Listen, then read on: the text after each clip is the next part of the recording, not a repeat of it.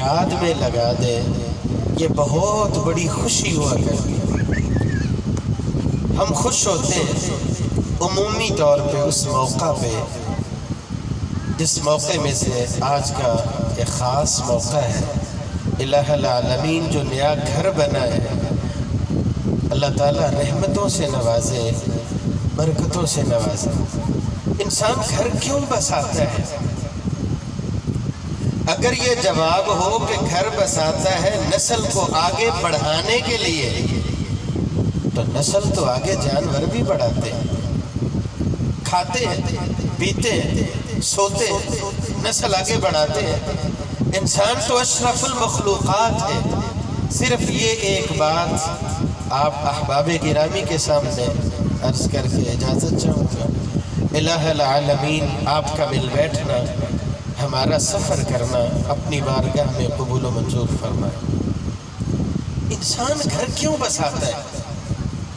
آپ دیکھیں، تھوڑی سی کنسٹرکشن کرنی ہو، تعمیر کرنا ہو، آپ نقشہ بناتے ہو، آپ پلان کرتے ہو، آپ مشورے بناتے ہو، اس میں دیکھتے ہو مجھے نقصان کہاں ہو سکتا ہے، اس میں دیکھتے ہو مجھے فائدہ کہاں پہ مل سکتا ہے۔ آپ نے گھر بسایا، کچھ تو مشورہ ہونا چاہیے۔ کیوں بنانے لگے؟ وجہ کیا ہے؟ لِتَسْكُنُوا إِلَيْهَا، انسان کو راحت ملتی ہے۔ بندہ مومن کو راحت اس وقت ملتی ہے جب اس کی زندگی میں ایمان آ جاتا ہے، ایمان کی راہیں آسان ہوتی ہیں۔ ایک نوجوان کے لیے جب وہ گھر بساتا ہے فَإِنَّهُ أَحْسَنُ لِلْفَرْضِ، جب وہ گھر بساتا ہے، شریعت کے اصولوں کے مطابق بناتا ہے، ایمان کی حفاظت اس کے لیے قدرے آسان ہو جاتی ہے۔ 3-4 باتیں جن سے گھر میں رونق آتی ہے، اور بننے والا گھر جو ہے اللہ کی رحمت اور اس کے فضل سے اپنے لیے اللہ کی رحمتیں سمیٹتا ہے۔ سب سے پہلی بات، آپ اپنا لائف پارٹنر چنتے ہو، بیوی کا انتخاب کرتے ہو، شریعت کیا رہنمائی کرتی ہے، فاظفر بذات الدین، آپ دین کو ترجیح دیجئے۔ آپ نے اپنے بیٹے کے لیے انتخاب کرنا ہے، آپ نے اپنی بیٹی کے لیے انتخاب کرنا ہے، فاظفر بذات الدین۔ آپ نے رشتے کا جو انتخاب کرنا ہے، سب سے ٹاپ پریورٹی پہ دین ہونا چاہیے۔ اور جو گھر بسانے والا ہے، شریعت نے رہنمائی کی، اس عظمت کو پہچانے۔ گھر میں آنے والی جو بیوی ہے، الدنیا کلھا متاع وخیر متاع الدنیا المرأة الصالحہ، دنیا کی ساری نعمتیں ایک جانب، لیکن نیک لائف پارٹنر مل جائے، یہ بہت بڑی نعمت ہے۔ اس عظمت کو دل میں جگہ دیجئے۔ اگر آپ چاہتے ہو کہ گھر میں رونقیں اور خوشیاں ہوں، کس عظمت کو؟ ایک پیسہ ہے جو آپ مسجد پہ لگاتے ہو، مدرسے پہ لگاتے ہو، یتیموں پہ لگاتے ہو، مسکینوں پہ لگاتے ہو، ضرورت مندوں پہ لگاتے ہو، بہت ساری جگہ ہیں، لیکن جس کو آپ لگاتے ہو، اپنی بیوی پہ لگاتے ہو، اپنے بچوں پہ لگاتے ہو، اخلاص اللہ کو پسند آ جائے، سب سے زیادہ عظمت والی جگہ یہ ہے۔ یہ بات دل میں بٹھانی چاہیے۔ آپ اعتکاف بیٹھتے ہو، 9 دن گزرتے ہیں، 10واں دن مشکل ہو جاتے ہیں، چاہت ہوتی ہے کہ آج ہی چاند رات ہو جائے۔ مسجد ہے، رونق ہے، اللہ کی آواز ہے، مشکل ہو جاتا ہے، لیکن وہ عورت جو ساری زندگی اپنا گھر بار چھوڑ کے آپ کے ساتھ چلتی ہے، بہن، بھائی، ماں باپ، رشتہ دار، گھر بار، ساری مرضیاں آپ کے حوالے کر دیتی ہے، اس کی قربانی کو تو دیکھیے۔ پہچان ہونی چاہیے۔ جب یہ پہچان ہو جائے تو گھر کے اندر راحت، سکون، رحمت، برکت، یہ سلسلہ شروع ہو جاتا۔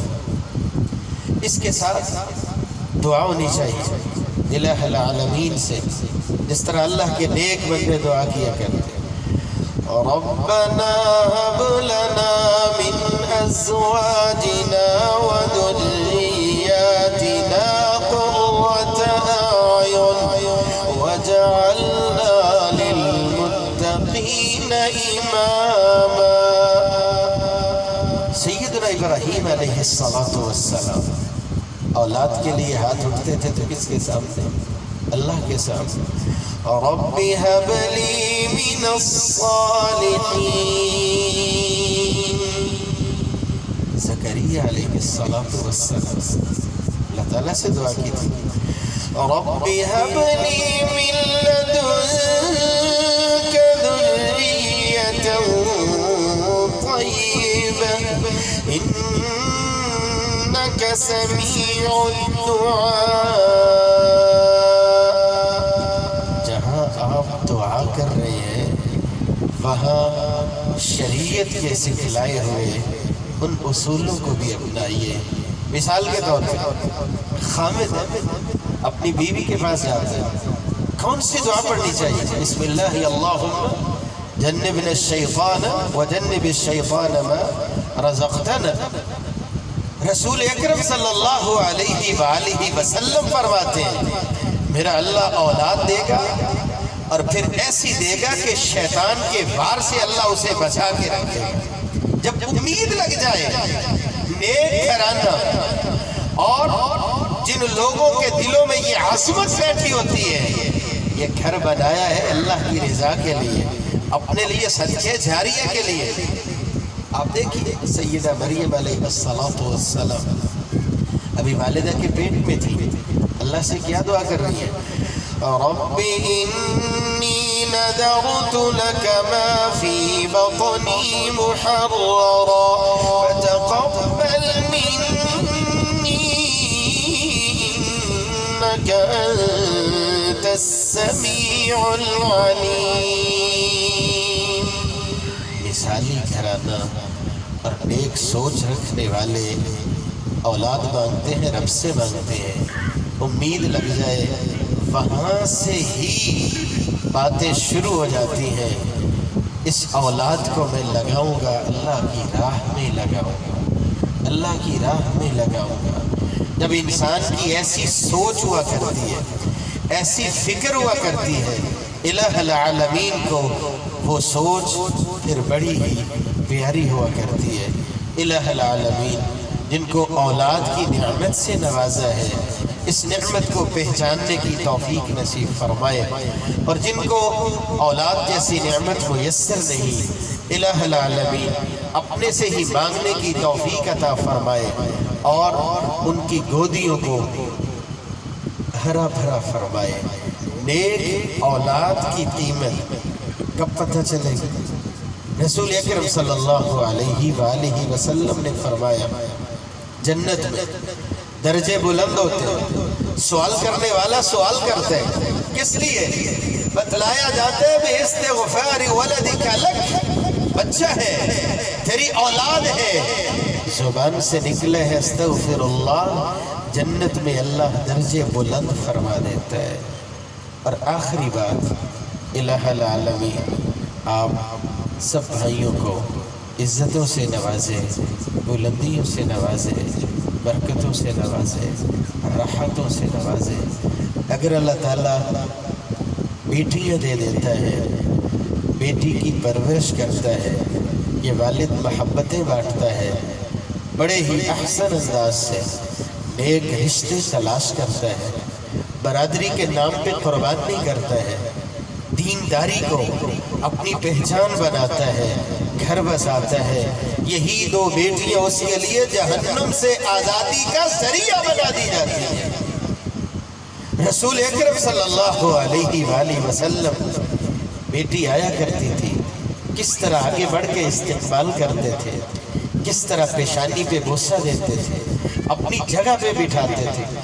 اور جب گھر سے رخصت بھی کر دیا صرف رخصتی تک ہی رشتہ نبھایا نہیں جاتا، رخصتی کے بعد بھی رسول اکرم صلی اللہ علیہ وآلہ وسلم جب سفر سے واپس آتے اپنی بیٹی کے گھر جایا کرتے اور روایت کیا بتلاتی ہے پوچھا کرتے تہجد کا اہتمام کیا ہے یا نہیں کیا. یہ وہ تربیتی عنصر ہیں جنہیں مجھے اور آپ کو زندگی میں اتارنا چاہیے. الہ العالمین مجھے اور آپ کو جہاں یہ فکر دی ہے ہم دین والے ہیں اللہ کو ماننے والے ہیں، اللہ کی توحید کو ماننے والے ہیں، وہاں ہمیں یہ فکر نصیب فرمائے ہماری سانسیں، ہماری زندگی، ہمارے دن، ہمارے رات گزرے اللہ ذوالجلال کی اطاعت میں گزرے، اس کی بندگی میں گزرے۔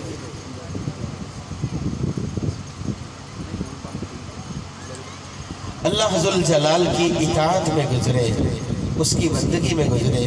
اس کے لیے لازم ہے کہ میں اور آپ پلان کریں، اپنے اپنے گھروں کو اس انداز سے ترتیب دیں۔ مثال کے طور پہ رسول اکرم صلی اللہ علیہ وآلہ وسلم چھوٹے بچے کو دیکھا کھانا کھا رہے، فرمایا سم اللہ کل بیمین کل مما یلی، بسم اللہ پڑھو، دائیں ہاتھ سے کھاؤ، آگے سے کھاؤ۔ اور فرمایا یا غلام الا اعلمک کلمات، چند کلمے نہ سکھا دوں، احفظ اللہ يحفظك، احفظ الله تجده تجاهك، واعلم أن الأمة لو اجتمعت على أن ينفعوك بشيء لم ينفعوك إلا بشيء قد كتبه الله لك۔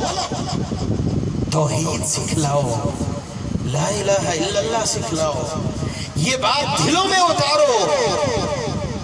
مدد مانگنی ہے تو رب سے مانگو، ساری دنیا اکٹھی ہو جائے آپ کا بال بھی ٹیڑھا نہیں کر سکتے اگر رب نہ چاہے۔ توحید سکھلانا، توحید کا سبق سکھلانا، یہ ماں باپ کی ذمہ داری ہے۔ الہ العالمین ہمیں خود بھی ذکر کرنے کی توفیق نصیب فرمائے، وہ جملے، وہ انداز جن سے جھلکتی ہے اللہ کی توحید جھلکتی ہے۔ سبحان اللہ، الحمدللہ، اللہ اکبر، لا الہ الا اللہ۔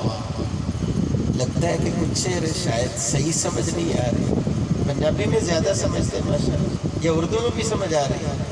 سبحان اللہ، الحمدللہ، اللہ اکبر، لا الہ الا اللہ، ان جملوں پہ لگاؤ۔ حسبی اللہ و نعم الوکیل، نعم المولا و نعم النصیر۔ آپ الحمدللہ بولتے ہو، میرا اللہ کیا عطا فرماتا ہے۔ ایک ملک پاکستان تو کیا، ساتوں زمینیں، ساتوں آسمان اس ترازو میں لے جاؤ جو نیکیوں اور بدیوں کے لیے بنا ہوا، پھرتے نہیں ہے۔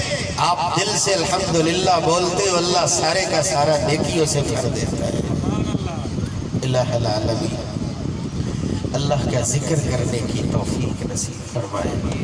جہاں پہ اللہ کا ذکر ہوتا ہے، مثال کے طور پہ آپ گھر سے نکلتے ہو، آپ نے پڑھ لیا بسم اللہ توکلت علی اللہ ولا حول ولا قوة الا باللہ، شیطان عاجز آ جاتا ہے، وتنحى عنہ الشیطان، وہ بندہ شیطانی چالوں سے محفوظ ہو جاتا ہے۔